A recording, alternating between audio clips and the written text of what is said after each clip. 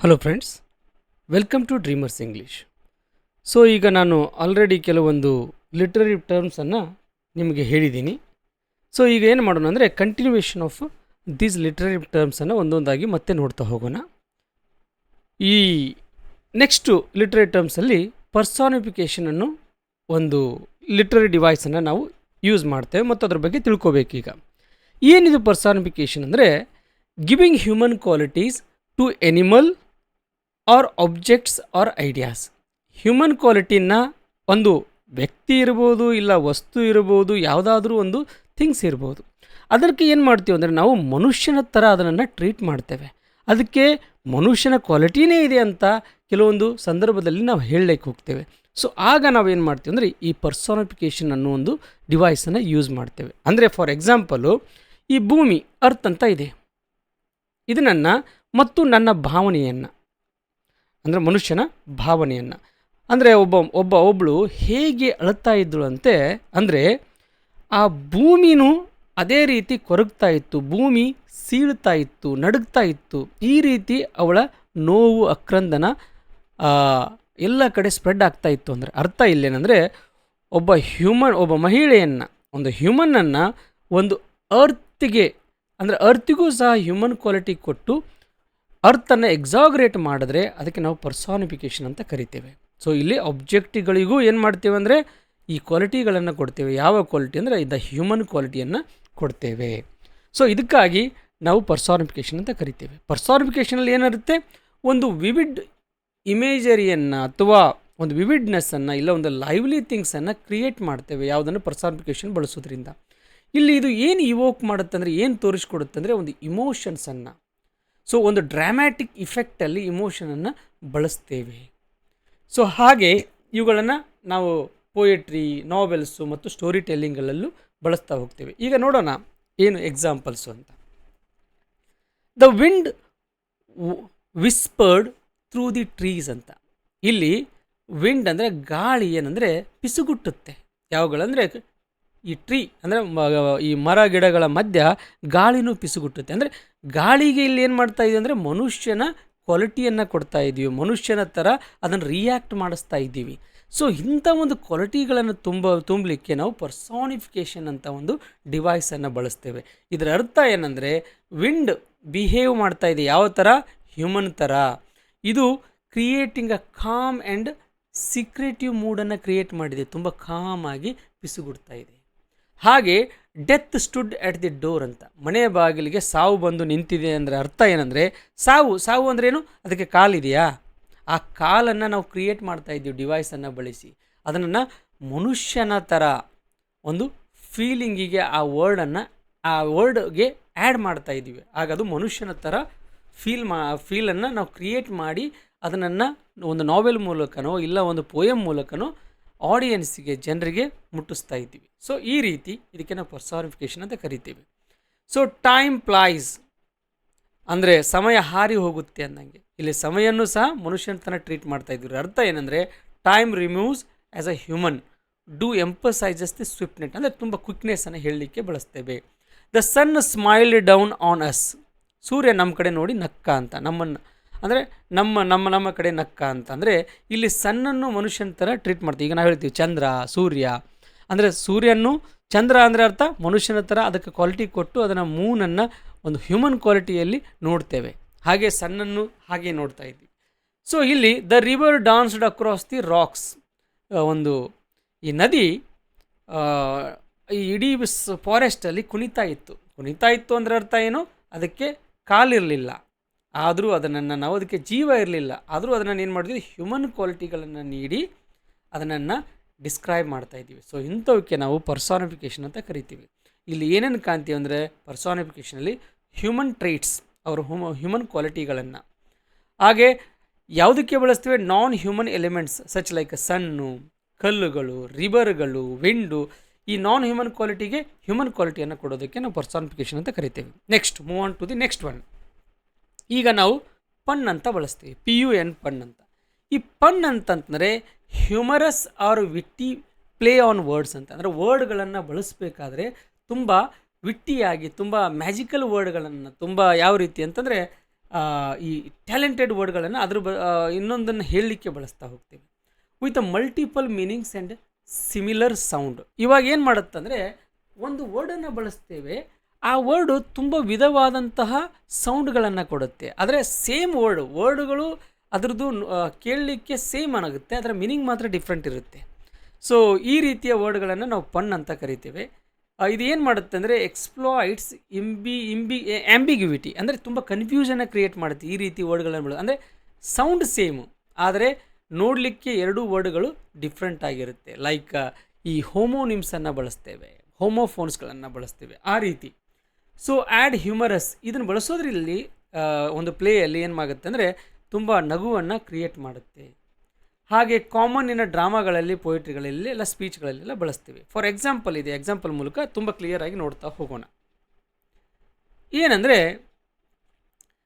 Time flies like a arrow, fruit flies like a banana ಅಂತ ಈಗ ಎರಡು ವರ್ಡ್ಗಳನ್ನು ಬಳಸಿದ್ದೀವಿ. ಏನಂದರೆ ಈ ಫ್ಲೈ ಅಂದರೆ ಹಾರೋದು. ಈಗ ಟೈಮು ಒಂದು ಎರೋ ಅಂದರೆ ಬಾಣದ ಥರ ಹಾರಿ ಹೋಗುತ್ತೆ, ಹಾಗೆ ಫ್ರೂಟ್ಸ್ಗಳು ಏನು ಮಾಡ್ತಾವೆ ಅಂದರೆ ಈ ಬನಾನಾ ಥರ ಹಾರಿ ಹೋಗುತ್ತೆ ಅಂತ. ಇಲ್ಲಿ ಫ್ಲೈಸ್ ಅನ್ನೋ ವರ್ಡನ್ನು ವರ್ಬ್ ಆಗಿ ಬಳಸಿದ್ದೀವಿ. ಇದು ನೌನ್ ಹ್ಯೂಮರಸ್ ಕಂಪ್ಯಾರಿಸನ್ ಮಾಡ್ತಾ ಇದೆ. ಇಲ್ಲಿ ಏನಂದ್ರೆ ಒಂದು ನಮಗೆ ಕ್ರಿಯೇಟ್ ಕೊಡ್ತಾ ಇದೆ ಅಂದರೆ ಇದು ಒಂದು ನಗುವನ್ನು ಕ್ರಿಯೇಟ್ ಮಾಡ್ತಾ ಇದೆ.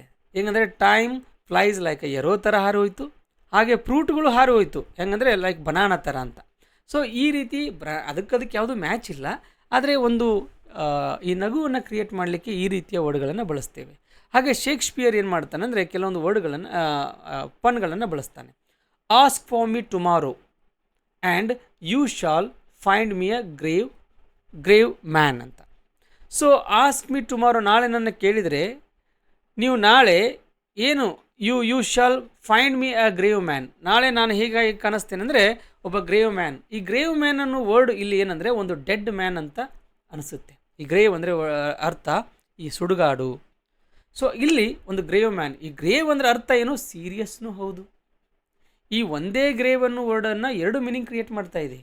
ಒಂದು ನಾಳೆ ನೀವು ನನ್ನ ಬಂದು ಕೇಳಿದರೆ ನಾನು ಹೇಗೆ ಕಾಣಿಸ್ತೇನೆ ಅಂತಂದರೆ ಒಂದು ಗ್ರೇವ್ ಥರ, ಒಂದು ಸತ್ತ ಮನುಷ್ಯನ ಅಂತ ಒಂದು ಮೀನಿಂಗ್ ಕ್ರಿಯೇಟ್ ಮಾಡಿದ್ರೆ ಸೀರಿಯಸ್ ಆಗಿ ಕಾಣಿಸ್ತೀನಿ ಅನ್ನೋದು ಇನ್ನೊಂದು ಅರ್ಥ ಕ್ರಿಯೇಟ್ ಮಾಡುತ್ತೆ. ಸೊ ಈ ರೀತಿ ಕನ್ಫ್ಯೂಸ್ಡ್ ವರ್ಡ್ಗಳನ್ನು ಬಳಸಿ ಒಂದು ಮೀನಿಂಗನ್ನು ಕನ್ಫ್ಯೂಸ್ ಆಗಿ ಮತ್ತು ತುಂಬ ನಗು ಮೂಲಕ ಬಳಸಲಿಕ್ಕೆ ಪನ್ಗಳನ್ನು ಬಳಸ್ತೇವೆ. ಹಾಗೆ ತುಂಬ ಎಕ್ಸಾಂಪಲ್ ಅದೇ ರೀತಿ, I used to be a banker but I lost interest. ಇಲ್ಲಿ ಬ್ಯಾಂಕರನ್ನು ವರ್ಡ್ ಬಳಸಿದ್ದೀನಿ, ಇಲ್ಲಿ ಇಂಟ್ರೆಸ್ಟನ್ನು ವರ್ಡ್ ಬಳಸಿದ್ದೀನಿ. ಈ ಎರಡೂ ವರ್ಡ್ಗಳು ಫೈನಾನ್ಸಿಗೆ ಸಂಬಂಧಪಟ್ಟಿರೋದು. ಆದರೆ ಇಲ್ಲಿ ನಗುವನ್ನು ಕ್ರಿಯೇಟ್ ಮಾಡಲಿಕ್ಕೆ ಏನಂದರೆ ಈ ವರ್ಡನ್ನು ಸೆಂಟೆನ್ಸನ್ನು ಬಳಸ್ತಾರೆ. I used to be a banker, ನಾನು ಬ್ಯಾಂಕರ್ ಆಗಲಿಕ್ಕೆ ಇಷ್ಟಪಡ್ತೀನಿ, ಯಾಕಂದರೆ ಐ ಲಾಸ್ಟ್ ಇಂಟ್ರೆಸ್ಟ್, ಜೀವನದಲ್ಲಿ ಇಂಟ್ರೆಸ್ಟನ್ನು ಕಳ್ಕೊಂಡಿದ್ದೀನಿ, ಅದಕ್ಕೆ ನಾನು ಬ್ಯಾಂಕರ್ ಆಗಿ ಬಳಸ್ತೀನಿ. ಸೊ ಇಲ್ಲಿ ಇಂಟ್ರೆಸ್ಟನ್ನು ವರ್ಡೂ ಸಹ ಏನು ಮಾಡ್ತಾ ಇದೆ ಅಂದರೆ ಬ್ಯಾಂಕಿಗೆ ಸಂಬಂಧಪಟ್ಟಿರುವ ವರ್ಡ್ ಆಗಿರೋದ್ರಿಂದ ಇದರಿಂದ ನಮಗೆ ನಗು ಕ್ರಿಯೇಟ್ ಆಗ್ತಾ ಇದೆ. ಇಂಟ್ರೆಸ್ಟ್ ಅಂದರೆ ಇಲ್ಲಿ ಮನಿ ಅಥವಾ ಅಟೆನ್ಷನ್ ಅಂತ, ಅಂದರೆ ಇಲ್ಲಿ ಅಂದರೆ ಆ ವರ್ಡ್ಗಳಲ್ಲಿ ಅಪೋಸಿಟ್ ವರ್ಡ್ಗಳಲ್ಲಿ ನಾವು ಬಳಸ್ತೇವೆ. ಇನ್ನು ಬೈಸಿಕಲ್ ಕಾಂಟ್ ಸ್ಟ್ಯಾಂಡ್ ಅಲೋನ್, ಒಂದು ಬೈಸಿಕಲ್ಲು ಅಲೋನ್ ಆಗಿ ನಿಲ್ಲಕ್ಕೆ ಸಾಧ್ಯನೇ ಇಲ್ಲ. ಇಟ್ ಈಸ್ ಟೂ ಟಯರ್ಡ್, ಯಾಕಂದರೆ ಇದಕ್ಕೆ ಎರಡು ಟಯರ್ ಬೇಕು, ಟೂ ಟಯರ್ಡ್. ಇಲ್ಲಿ ಟಯರ್ಡ್ ಅನ್ನೋ ವರ್ಡನ್ನು ಬಳಸಿದಾಗ ನಾವು ಇದು ಒಂದು ಫನ್ನು, ಒಂದು ಹ್ಯೂಮರ್ ಆಗಿ ಇದನ್ನು ಬಳಸ್ತೀವಿ. ಏನಂದರೆ A bicycle can't stand alone, bicycle ಹಾಗೆ ನಿಂತ್ಕೊಳ್ಳೋಕ್ಕಾಗಲ್ಲ, ಅದಕ್ಕೆ ಏನು ಬೇಕಂದರೆ ಟಯರ್ ಬೇಕು, ಟೂ ಟಯರ್ ಬೇಕು. ಆದರೆ ಇಲ್ಲಿ ಟಯರ್ಡ್ ಅಂದರೆ ಅರ್ಥ ಏನು, ಒಂದು ಟಯರ್ಡ್ ಅಂದರೆ ಸುಸ್ತು, ಇನ್ನೊಂದು ಟಯರ್ಡ್ ಅಂತಂದರೆ ಟಯರ್ ಆಫ್ ದಿ ವರ್ಡ್ ಅಂದರೆ ಈ ಟಯರ್ಡನ್ನು ವರ್ಡ್ ಬಳಸೋದ್ರಿಂದ ಇಲ್ಲಿ ನಗು ಕ್ರಿಯೇಟ್ ಆಗುತ್ತೆ. ವರ್ಡ್ ಪ್ಲೇ ಅಂದರೆ ಈ ಪನ್ ಅಂದರೆ ಏನು, ವರ್ಡಿನ ಮೂಲಕ ಆಟ ಆಡೋದು, ಜನರನ್ನು ನಗಿಸೋದು, ಜನರನ್ನು ಕನ್ಫ್ಯೂಸ್ ಮಾಡೋದು. ಇಲ್ಲಿ ಟು ಮತ್ತು ಟೂ ಅನ್ನು ಎರಡು ವರ್ಡ್ ಬಳಸಿದ್ದೀವಿ. ಒಂದು TW ಅಂದರೆ ಎರಡು ಅಂದಂಗೆ, ಟೂ ಅಂದಂಗೆ. ಇನ್ನು TW ಅಂದರೆ ಟೂ ಅಂದರೆ ಹೆಚ್ಚು, ಸಾಕಷ್ಟು ಅಂದಂಗೆ. ಸೊ ಈ ಟೂ ಅನ್ನೋ ವರ್ಡಿಗೂ ಮತ್ತು ಟೂ ಅನ್ನೋ ವರ್ಡಿಗೆ ಟೂ ಟಯರ್ಡ್, ಅದೇ ಟೂ ಟಯರ್ಡ್. ಇಲ್ಲಿ ಟೂ ಅನ್ನೋದು ಎರಡು ಟಯರ್ ಆದರೆ ಸೈಕಲಿನ, ಇನ್ನೊಂದು ಟೂ ಟಯರ್ಡ್ ಅನ್ನೋ ಅರ್ಥನೂ ಕೊಡುತ್ತೆ, ನಾನು ತುಂಬ ಇವತ್ತು ಸುಸ್ತಾಗಿದ್ದೀನಿ ಅಂತ. ಸೊ ಈ ರೀತಿ ವರ್ಡ್ ಪ್ಲೇ, ಅದಕ್ಕೆ ನಾವು ಪನ್ ಅಂತ ಕರಿತೇವೆ. I wondered why the baseball was getting bigger then it hit me ಅಂತ. ಸೊ ಈ ರೀತಿ ವರ್ಡ್ಗಳನ್ನು ಬಳಸ್ತಾ ಹೋಗ್ತೇವೆ. ಪನ್ ಅನ್ನೋದನ್ನು ಒಂದೇ ತಲೆಯಲ್ಲಿ ಇಟ್ಕೋಬೇಕು. ಈ ಪನ್ಸ್ ಅಂತಂತಂದರೆ ವರ್ಡ್ ಪ್ಲೇ, ವರ್ಡನ್ನು ಬಳಸಿ ಒಬ್ಬ ವ್ಯಕ್ತಿಯನ್ನು ಕನ್ಫ್ಯೂಸ್ ಮಾಡೋದು, ಹಾಗೆ ನಗುವನ್ನು ಕ್ರಿಯೇಟ್ ಮಾಡುವುದು. ಈ ರೀತಿಯ ಪನ್ಗಳನ್ನು ನಾವು ಶೇಕ್ಸ್ಪಿಯರನ ವರ್ಕಲ್ಲಿ ನೋಡ್ಬೋದು. ಇವುಗಳನ್ನು ವಿಟ್ಟಿ ಡೈಲಾಗ್ ಮೂಲಕ ತುಂಬ ಚಾತುರ್ಯವಾದಂಥ ಶಬ್ದಗಳ ಮೂಲಕ ಇವನನ್ನು ಬಳಸಲಾಗತ್ತೆ. ನೆಕ್ಸ್ಟ್ ಸಾಲಿಲಕ್ಕಿ ಅಂತ. ಸಾಲಿಲಕ್ಕಿ, ಈ ಸಾಲಿಲಕ್ಕಿ ಅಂದರೆ ಎ ಸ್ಪೀಚ್ ಇರುತ್ತೆ. ಇಲ್ಲೊಂದು ಕ್ಯಾರೆಕ್ಟರ್ ಡ್ರಾಮಾದಲ್ಲಿ ಪ್ಲೇದಲ್ಲಿ ಒಬ್ಬ ವ್ಯಕ್ತಿ ಬಂದು ಒಂದು ಸ್ಪೀಚ್ ಕೊಡ್ತಾನೆ. ಆದರೆ ಹೇಗೆ ಸ್ಪೀಚ್ ಕೊಡ್ತಾನೆ ಅಂತಂದರೆ ಆ ಸ್ಟೇಜ್ ಮೇಲೆ ಕೊಡುವಂಥ ಸ್ಪೀಚು ಇದು revealing private thoughts are feelings. ಇದು ಇನ್ನೊಬ್ಬರಿಗೆ ಕೇಳಲ್ಲ, ಅದು ಆಡಿಯನ್ಸಿಗೆ ಮಾತ್ರ ಕೇಳ್ತಾ ಇರುತ್ತೆ. ಅಂದರೆ ಅರ್ಥ ಪಕ್ಕದಲ್ಲಿನೇ ತುಂಬ ಕ್ಯಾರೆಕ್ಟರ್ ಇದೆ. ವಿಲನ್ ಇದ್ದಾನೆ ಅಲ್ಲಿ, ಆ ವಿಲನ್ ಒಂದು ಮಾತು ಹೇಳ್ತಾ ಇದ್ದಾನೆ, ಪಕ್ಕದಲ್ಲಿ ಹೀರೋ ಇದ್ದಾನೆ, ಅದು ಹೀರೋನಿಗೆ ಕೇಳಿಸ್ತಾ ಇಲ್ಲ, ಅದು ಡೈರೆಕ್ಟಾಗಿ ಆಡಿಯನ್ಸಿಗೆ ಕೇಳ್ತಾ ಇದೆ. ಅಂದರೆ ಮನದ ಮಾತು, ಒಳಗಡೆ ಮಾತಾಡ್ತಾ ಇದ್ದಾನೆ, ಬಟ್ ಆಡಿಯನ್ಸಿಗೆ ಅದು ಕ್ಲಿಯರಾಗಿ ಕೇಳಿಸ್ತಾ ಇದೆ. ಈ ರೀತಿ ಇರುವುದನ್ನು ನಾವು ಸಾಲಿಲಕ್ಕಿ ಅಂತ ಕರಿತೇವೆ. ಇಲ್ಲಿ ಇದರ ಫೀಚರ್ಸ್ ಏನಂದರೆ ರಿವೀಲ್ಸ್ ದಿ ಕ್ಯಾರೆಕ್ಟರ್ಸ್ ಮೈಂಡ್. ಒಬ್ಬ ಕ್ಯಾರೆಕ್ಟರ್ ಹೇಗೆ ವಿಚಾರ ಮಾಡ್ತಾ ಇದೆ ಅನ್ನೋದನ್ನು ಅದು ಆಡಿಯನ್ಸ್ಗೆ ತಿಳಿಸ್ತಾ ಇದೆ. Character speaks without addressing others. ಇನ್ನೊಬ್ಬರನ್ನ ಕುರಿತು ಮಾತಾಡ್ತಾ ಇಲ್ಲ, ತನ್ನ ಮನಸ್ಸಿನ ಮಾತನ್ನು ಮಾತಾಡ್ತಾ ಇದ್ದಾನೆ, ಬಟ್ ಅದು ನಮಗೆ ಅರ್ಥ ಆಗ್ತಾ ಇದೆ. ಕಾಮನ್ ಡ್ರಾಮಾದಲ್ಲಿ ಇದನ್ನು ಬಳಸ್ತೀವಿ. ಅದು ಶೇಕ್ಸ್ಪಿಯರ್ ಡ್ರಾಮಾದಲ್ಲಿ ತುಂಬ ಸಾಲಿಲಕ್ಕಿ ಬರುತ್ತೆ. ಇಲ್ಲಿ ಎಕ್ಸಾಂಪಲ್ ಏನಂದರೆ ಹ್ಯಾಮ್ಲೆಟ್, ಶೇಕ್ಸ್ಪಿಯರ್ನ ಗ್ರೇಟೆಸ್ಟ್ ಟ್ರ್ಯಾಜಿಡಿ ಹ್ಯಾಮ್ಲೆಟಲ್ಲಿ ಹೇಳ್ತಾನೆ ಅವನು to be or not to be ಅಂತ ಹೇಳ್ತಾನೆ. To be or not to be ಅಂತಂದರೆ ಕಂಟೆಂಪ್ಲೇಟ್ಸ್ ಲೈಫ್ ಆ್ಯಂಡ್ ಡೆತ್ನ ಬಗ್ಗೆ ಅವ್ನು ಮಾತಾಡ್ತಾ ಇದ್ದಾನೆ. ಮಾಡಲು ಬೇಡು, ನಮಗೆ ಗೊತ್ತು ಇದು ಹ್ಯಾಮ್ಲೆಟ್ ಅನ್ನೋ ಒಂದು ಪ್ಲೇ ಯಾವುದ್ರ ಬಗ್ಗೆ ಹೇಳುತ್ತೆ ಅಂದರೆ ಒಂದು ನಿರ್ಧಾರನ ತಗೊಳ್ಳೋದು, ನಾನು ಈ ನಿರ್ಧಾರನ ತಗೋಬಾರ್ದು ಅನ್ನೋ ಒಂದು ಕನ್ಫ್ಯೂಸಲ್ಲಿ ಇರುವಂಥ ಒಂದು ಕ್ಯಾರೆಕ್ಟರ್ ಅದು ಹ್ಯಾಮ್ಲೆಟ್. ಸೊ ಇಲ್ಲಿ to be or not to be ಅಂತ ವರ್ಡ್ ಬಳಸ್ತಾನೆ, ಅವನು ಹೇಳ್ತಾನೆ ಇರ್ತಾನೆ ಮನಸ್ಸಿನ ಮಾತು. ಅಂದರೆ ಇದು ಏನು ಹೇಳ್ತಾ ಇದೆ ಅಂದರೆ ಇಲ್ಲಿ ಇಂಡೈರೆಕ್ಟಾಗಿ ಒಂದು ಲೈಫು ಮತ್ತು ಡೆತ್ನ ಬಗ್ಗೆ ಹೇಳ್ತಾ ಇದೆ, ಮಾಡೋದು ಬೇಡವೋ ಅಂತ, ಬದುಕಲು ಬೇಡೋ ಅನ್ನೋ ಒಂದು ಅರ್ಥದಲ್ಲಿ. ಇನ್ನು ಮ್ಯಾಕ್ಬೆತ್ತಲ್ಲಿ ಅದೇ ಶೇಕ್ಸ್ಪಿಯರ್ ಅವರು Macbeth, is this A dagger I see before me ಅಂತ ಒಂದು ಸೆಂಟೆನ್ಸನ್ನು ಬಳಸ್ತಾನೆ. ಅಂದರೆ ಇದನ್ನು ಯಾವುದಕ್ಕೆ ಬಳಸ್ತಾ ಇದ್ದಾನೆ ಅಂದರೆ ಒಂದು ಗಿಲ್ಟ್, ತನ್ನಲ್ಲಿ ಒಂದು ಅಪರಾಧ ಕಾಡ್ತಾ ಇದೆ, ಅವನ ಆ್ಯಂಬಿಷನ್ ಮತ್ತು ಫಿಯರು, ಆ ಒಂದು ಭಯವನ್ನು ಹೊರಗೆ ಹಾಕಲಿಕ್ಕೆ, ಅದನ್ನು ವಿಜುವಲೈಸ್ ಮಾಡಲಿಕ್ಕೆ ಅವನ ಮನಸ್ಸಲ್ಲೇ ಹೇಳ್ತಾ ಇದ್ದಾನೆ. ಏನಂತಂದರೆ is this a dagger I see before me ಅಂತ ಹೇಳ್ತಾನೆ. ಹಾಗೆ ಬ್ರೂಟಸ್, ಜೂಲಿಯಸ್ ಸೀಸರ್, ಇದು ಒಂದು ಗ್ರೇಟೆಸ್ಟ್ ಟ್ರ್ಯಾಜಿಡಿ. ಮ್ಯಾಕ್ಬೆತ್, ಹ್ಯಾಮ್ಲೆಟ್ಟು ಶೇಕ್ಸ್ಪಿಯರ್ನ ಮಾಸ್ಟರ್ ಪೀಸ್ಗಳು ಇವೆಲ್ಲ ಟ್ರ್ಯಾಜಿಡಿಗಳಲ್ಲಿ. ಅಲ್ಲಿ ಹೇಳ್ತಾನೆ, ಬ್ರೂಟಸ್ ಹೇಳ್ತಾನೆ, ಅವನು ಡಿಬೇಟ್ ಸೀಸರ್ಸ್ ಅಸಾಸಿನೇಷನ್ ಇಂಟರ್ನಲ್ಲಿ ಮಾಡ್ತಾ ಇರಬೇಕಾದ್ರೆ ಜೂಲಿಯಸ್ ಸೀಸರಲ್ಲಿ ಬ್ರೂಟಸ್ನು ಕೆಲವೊಂದು ಮಾತುಗಳನ್ನು ಹೇಳ್ತಾನೆ. ಹಾಗೆ ಕಿಂಗ್ ಲಿಯರ್ದಲ್ಲಿ ಶೋಸ್ ಅ ಗ್ರೀಪ್, ಇಲ್ಲಿ ಕಿಂಗ್ ಲಿಯರನ್ನು ಅವನು ಮಾತಾಡ್ತಾನೆ. ಅಂದರೆ shows a ಗ್ರೀಪ್, despair and ಮ್ಯಾಡ್ನೆಸ್ಸನ್ನು express ಮಾಡಬೇಕಾದ್ರೆ ಕೆಲವೊಂದು ಸಾಲಿಲಕ್ಕಿಯನ್ನು ಯೂಸ್ ಮಾಡ್ತಾನೆ. ಹಾಗೆ ರಿಚಾರ್ಡ್ 3ಯಲ್ಲೂ ನಾವು ನೋಡ್ಬೋದು, ಅಲ್ಲಿ ಒಂದು ರಿವೀಲ್ ತನ್ನ ಆ್ಯಂಬಿಷನ್, ತಾನು ಏನು ಮಾಡಲಿಕ್ಕೆ ಹೋಗ್ತಾ ಇದ್ದಾನೆ, ಹೇಗೆ ಪ್ಲ್ಯಾನ್ ಮಾಡ್ತಾ ಇದ್ದಾನೆ, ಆ ಪ್ಲ್ಯಾನನ್ನು ಹೇಳ್ಕೊಂಡು ಹೋಗ್ತಾನೆ. ಸೊ ಸಾಲಿಲಕ್ಕಿ ಅಂದರೆ ಇನ್ನರ್ ಥಾಟ್ಸ್, ಒಳಗಿನ ಒಂದು ಅಂತರದಲ್ಲಿ ಇರುವಂಥ, ನಮ್ಮ ಅಂತರಾಂಗದಲ್ಲಿ ಇರುವಂತಹ ಒಂದು ಮಾತುಗಳು. ಇದು ಆಡಿಯನ್ಸಿಗೆ ಮಾತ್ರ ಗೊತ್ತಾಗುತ್ತೆ, ಆದರೆ ಯಾವುದೇ ಪಕ್ಕದಲ್ಲಿ ಇರುವಂಥ ಒಂದು ಕ್ಯಾರೆಕ್ಟ್ರಿಗಲ್ಲ. ಸೊ ಇದನ್ನು ನಾವು ಸಾಲಿಲಕ್ಕಿ ಅಂತ ಕರಿತೇವೆ. ಇನ್ನು ನೆಕ್ಸ್ಟು ಕೋರಸ್ ಅಂತ. ಕೋರಸ್ ಅಂದರೆ ನಿಮ್ಗೆ ಗೊತ್ತು, ತುಂಬ ಜನ ಗುಂಪಲ್ಲಿ ಸೇರಿಕೊಂಡು ಹಾಡೋದು ಅಥವಾ ವಿಷಯದ ಬಗ್ಗೆ, ಯಾವುದಾದ್ರೂ ಒಂದು ವಿಷಯದ ಬಗ್ಗೆ ಹೇಳೋದು. ಇಲ್ಲಿ ಕೋರಸ್ ಅಂದರೆ ಎ ಗ್ರೂಪ್ ಆಫ್ ಗ್ರೀಕ್ ಡ್ರಾಮಾದಲ್ಲಿ ನಾವು ಕೋರಸ್ಸನ್ನು ಬಳಸೋದನ್ನು ನೋಡ್ತೇವೆ. ಇಲ್ಲಿ ಗ್ರೂಪ್ ಆಫ್ ಪೀಪಲ್ ಇರುತ್ತೆ, ತುಂಬ ಜನರ ಒಂದು ಗುಂಪು ಇರುತ್ತೆ, ಕ್ಯಾರೆಕ್ಟರ್ಸ್, ಆರ್ಟಿಸ್ಟ್ಗಳ ಗುಂಪು. ಇವರು comments on the action of the play, ಆ ಪ್ಲೇಯ ಬಗ್ಗೆ ಒಂದು ಕಮೆಂಟ್ ಮಾಡ್ತಾ ಇರ್ತಾರೆ, ಅದರ ಬಗ್ಗೆ ಹೇಳ್ತಾ ಇರ್ತಾರೆ. ಸೊ ಇದಕ್ಕಾಗಿ ನಾವು ಕೋರಸ್ ಅಂತ ಕರಿತೇವೆ. ಈಗ ಒಂದು ಸಿಂಗಿಂಗ್ ಕೋರಸ್ ನೋಡ್ತಾ ಇರ್ಬೋದು, ಹಾಡಬೇಕಾದ್ರೆ ಹಿಂದೆ ಒಂದು ಬ್ಯಾಕ್ಗ್ರೌಂಡಲ್ಲಿ ಒಂದು ಗುಂಪು ಒಂದು ಧ್ವನಿಯನ್ನು ಕೊಡ್ತಾ ಇರುತ್ತೆ, ಹಾಡಿನ ಜೊತೆ ಸೇರ್ತಾ ಇರುತ್ತೆ, ಸ್ವರನ ಸೇರಿಸ್ತಾ ಇರುತ್ತೆ. ಸೊ ಇದಕ್ಕೂ ಸಹ ಕೋರಸ್ ಅಂತ ಕರಿತೀವಿ. ಇಲ್ಲಿ ಡ್ರಾಮಾದಲ್ಲಿ ಆ ಕೋರಸ್ ಒಂದು ಗುಂಪು ಏನು ಮಾಡುತ್ತೆ ಅಂದರೆ ಆ ಡ್ರಾಮಾದ ಬಗ್ಗೆ ಕಮೆಂಟ್ ಮಾಡ್ತಾ ಇರುತ್ತೆ, ಅದ್ರ ಬಗ್ಗೆ ಏನಾದರೂ ಹೇಳ್ತಾ ಇರುತ್ತೆ. ಸೊ ಇದಕ್ಕೆ ನಾವು ಕೋರಸ್ ಅಂತ ಕರಿತೀವಿ. ಈ ಕೋರಸಲ್ಲಿ ನಾವು ಏನನ್ನು ನೋಡ್ಬೋದು ಅಂದರೆ ಒಂದು ಮೋರಲ್ ಅಥವಾ ಫಿಲಾಸಫಿಕಲ್ ಆರ್ ಥಿಮ್ಯಾಟಿಕಲ್ ಕಮೆಂಟ್ರಿ, ಇದೊಂದು ಕಮೆಂಟ್ ಮಾಡುತ್ತೆ ಈ ಮೋರಲ್ ಮ್ಯಾಗೆ, ಇಲ್ಲ ಒಂದು ಫಿಲಾಸಫಿಯನ್ನು ಹೇಳಲಿಕ್ಕೆ ಬರುತ್ತೆ. ಕ್ಯಾರೆಕ್ಟರ್ ಮೊದಲು ಬಂದು ಹೇಳ್ತವೆ, ಹೀಗೆ ನಡೀತಾ ಇದೆ, ಏನೋ ಆಗ್ತಾ ಇದೆ ಅಂತ.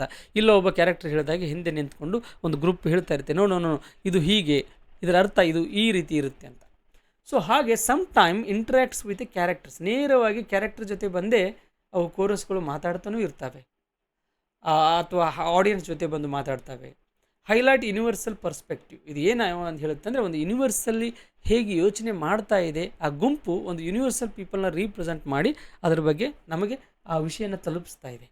ಸೊ ಇಲ್ಲಿ ಎಕ್ಸಾಂಪಲ್ಗಳ ಮೂಲಕ ನೋಡೋಣ, ಅವಾಗ ನಿಮ್ಗೆ ಅರ್ಥ ಆಗುತ್ತೆ. ಈ ಓಡಿಪಸ್ ರೆಕ್ಸ್ ಅಂತ ಸೋಫೋಕ್ಲಸ್ನ ಗ್ರೇಟೆಸ್ಟ್ ಟ್ರ್ಯಾಜಿಡಿ ಇದು, ಅವನು ಬರೆದಿರುವಂಥ ಓಡಿಪಸ್ ರೆಕ್ಸ್, ಒಂದು ಗ್ರೀಕ್ ಟ್ರ್ಯಾಜಿಡಿ.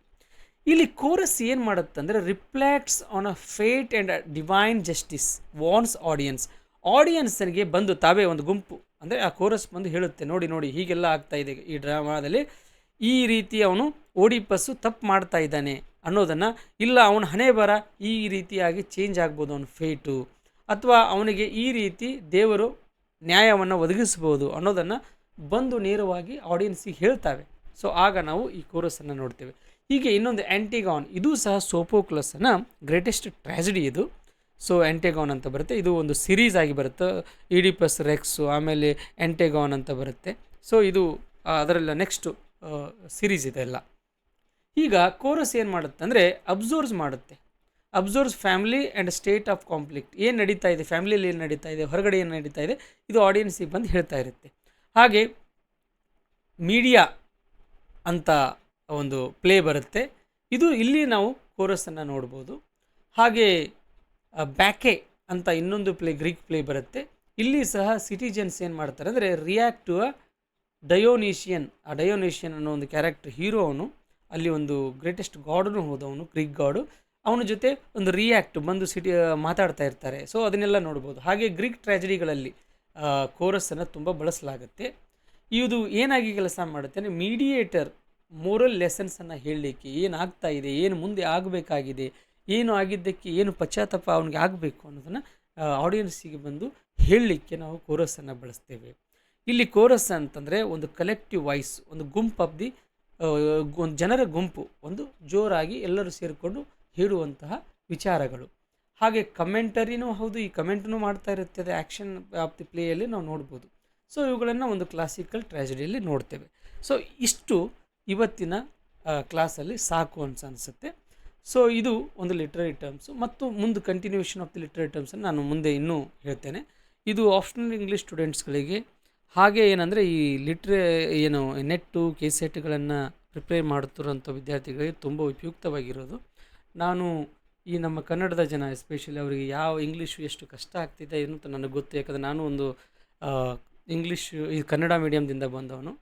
ಹಾಗೆ ಅದೇ ರೀತಿ ನಾನು ಯೋಚನೆ ಮಾಡಿಕೊಂಡು ನಿಮಗೆ ಒಳ್ಳೆಯದಾಗಲಿ ಮತ್ತು ತುಂಬ ಈಸಿಯಾಗಿ ಲಿಟ್ರೇಚರ್ ಗೊತ್ತಾಗಲಿ, ಆಮೇಲೆ ನೀವು ಅದನ್ನು ಓದ್ತಾ ಇಂಗ್ಲೀಷನ್ನು ತುಂಬ ಚೆನ್ನಾಗಿ ನೀವು you can develop it and definitely you can reach your goal by studying so much of literature and even exploring so many things in literature. Definitely you can reach your goal. So I hope that you have really understood it. In future again I will come with one more literary terms or the art of work. So today I would like to conclude my words. So thank you friends. Let's meet in the next class.